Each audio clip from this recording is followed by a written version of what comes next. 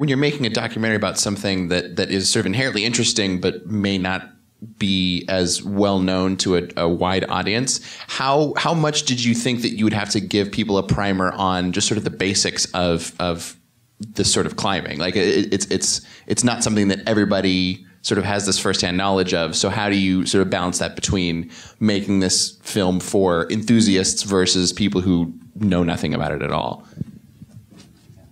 Well, I think it was very important. I think when it was always in your original intention, but I think it became even more important when I got involved that you shouldn't have to know anything about climbing to be able to access this film. And for me, the answer was really in looking at the friendships, because this stunning act of friendship that's at the heart of the film, which is this idea of bringing Renan back when he has, he's definitely jeopardizing their chances of success.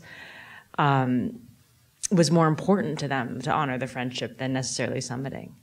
And that was something I thought that if you looked at these friendships, most people could have access to that.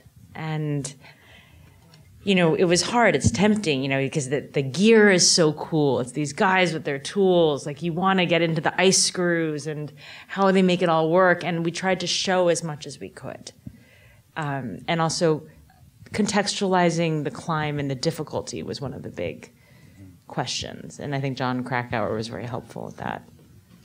Yeah, Jon was obviously very useful in bringing the climbing to more of the lay person's level. But it was also always really important to me that it spoke to my peer group as well. It had to be authentic to a really core climbing community, even though the goal was to reach a more general audience. And so that was kind of, Chai and I really worked on that together to make it ideally to work for both.